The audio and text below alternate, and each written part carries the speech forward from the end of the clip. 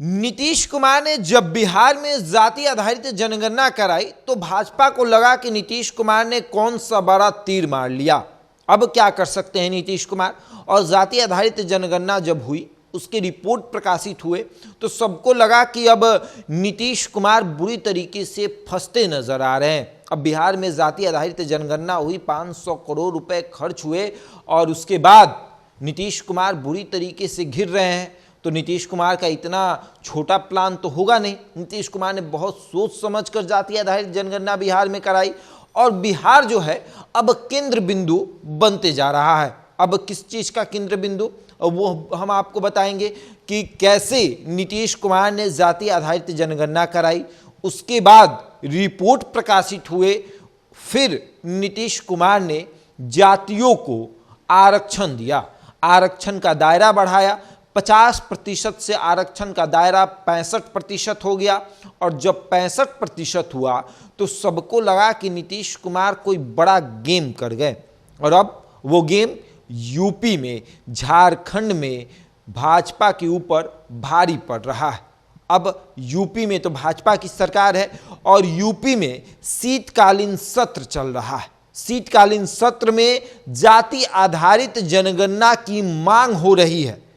विपक्ष की तरफ से यह कहा जा रहा है कि जैसे बिहार में जाति आधारित जनगणना हुई, जैसे आरक्षण का दायरा बढ़ाया गया, उसी तरीके से यूपी में भी जाति आधारित जनगणना करके आरक्षण का दायरा बढ़ाया जाए। और अब तमाम उन राज्यों में इसकी मांग होने वाली है जहां पर भारतीय जनता पार्टी की सरकार है और जहां पर विपक्ष में इंडिया गठबंधन है। अब इंडिया गठबंधन में कई जगहों पे कांग्रेस भी है, आप देखेंगे तो विपक्ष की भूमिका निभा रही है।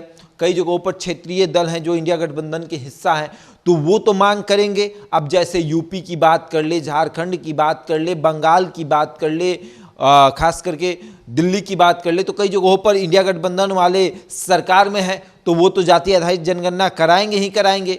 कई जगहों पर विपक्ष में है तो वो मांग करेंगे। यानी किसी तरीके से भारतीय जनता पार्टी को घेरना है। और भारतीय जनता पार्टी आरक्षण में कई जगहों पर ना नहीं कह पाती है और हाँ कह के भी बुरी तरीके से फंस जाती है। अब जैसे बिहार की बात करें तो भारतीय जनता पार्टी ने बिल्कुल ये प्रयास नहीं किया था कि बिहार में जाति आधारित जनगणना की रिपोर्ट प्रकाशित हो जाए, बिहार में जाति आधारित जनगणना सफल रूप से हो जाए, लेकिन हो गया। रिपोर्ट प्रकाशित हुआ, जब जातियों की संख्या सामने आई तो नीतीश कुमार और तेजस्वी यादव ने जो किया वो देखने लायक था। आरक्षण का दायरा बढ़ा दिया गया और 2024 का चुनाव अब इसी मुद्दे पर लड़ा जाएगा कि बिहार में हमने तो आरक्षण का दायरा बढ़ाया, बिहार में हमने तो जाति आधारित जनगणना कराई, बिहार में तो हमने गरीबों को 2 लाख रुपए